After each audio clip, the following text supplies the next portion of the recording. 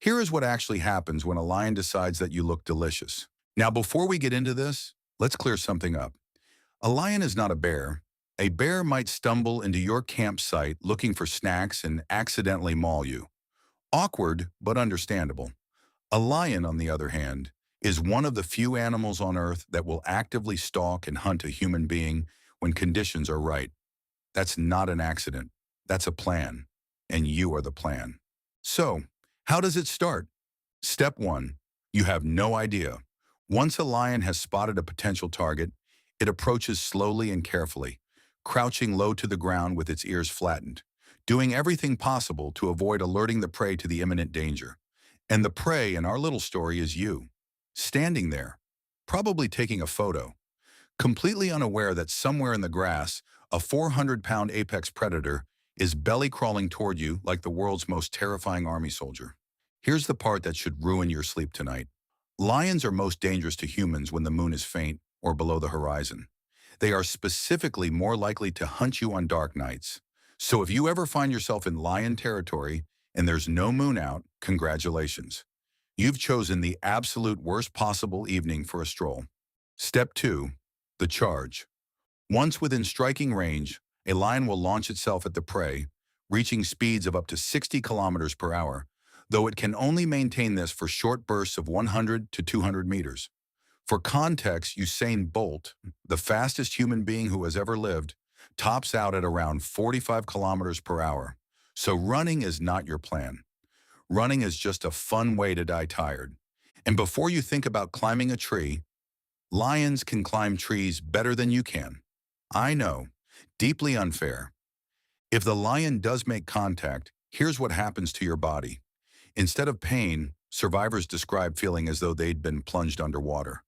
Adrenaline does something remarkable to the human body in its worst moments. It essentially turns off the pain signal so you can keep functioning long enough to maybe, possibly, survive. Nature's mercy, sort of. For larger prey, a lion will crush the throat to suffocate it. For smaller prey, it severs the spinal cord with a single strong bite. You, a medium-sized primate with no claws and the upper body strength of a disappointed dad, are unfortunately somewhere in the middle of that menu. But why does a lion even want to eat you in the first place? Great question. The honest answer is, usually it doesn't. Healthy lions living with abundant natural prey have no reason to risk a confrontation with humans. Lions know that humans can be dangerous, especially in groups. We smell weird, we move unpredictably. Whenever a lion has attacked a person, people have shown up with guns and torches. Lions are smart enough to know this is a bad deal. So, when does the deal change? Most often, this happens when the lion is ill or injured and unable to hunt its usual prey, or when that prey has been depleted due to human activity. In other words, a lion that hunts you is usually a lion that's desperate, not evil, which honestly makes it sadder and scarier at the same time. But then there are the exceptions, and the exceptions are the stuff of actual nightmares. Meet the Tsavo Man-Eaters. It's 1898. The British are building a railway through Kenya. Thousands of workers are camped along the Tsavo River, sleeping in tents in the middle of the African wilderness. And then one night, something reaches into a tent and drags a man out into the dark. Then it happens again and again. For 9 months, 2 manless male lions stalked the campsite, dragging workers from their tents at night and devouring them. These weren't normal lions acting on instinct. These two had decided consciously and deliberately that human beings were food. Fear gripped the workforce. Workers tried thorn barriers, large fires at night, but the lions continued to strike, appearing to defy every attempt to drive them away, and work on the railway was slowed to a crawl as workers fled or refused to continue. Oh, and about those campfires? Lions are not afraid of fire. They will walk around a campfire to see what's going on. Don't put that on your survival checklist. One lion had severe dental injuries, poorly aligned jaws, and a fractured tooth, which supports the idea that big cats are more likely to prey on humans when they're ill or impaired. A broken tooth means it can't take down a zebra or a buffalo without agonizing pain. But a sleeping human in a tent? That unfortunately still works just fine. By the final 3 months of the 9-month siege, Lion attacks had become a nightly occurrence, and work on the railroad had ground to a halt. Terrified laborers refused to work, causing the first and only time in history that lions were mentioned in the British House of Parliament, as members demanded an explanation for the work stoppage. Parliament, debating lions. That actually happened. A British officer named Lieutenant Colonel John Henry Patterson eventually shot and killed the first lion in December 1898, and the second lion 20 days later. The first lion measured nearly 10 feet from nose to tail. It took 8 men to carry the carcass back to camp. How many people did they eat? Patterson claimed 135. The railway company said 28. Scientists who analyzed the lion's bone and hair over a century later estimated that one lion ate around 11 humans and the other consumed approximately 24, putting the total somewhere around 35 people. Both lions' bodies are still on display today at the Field Museum in Chicago.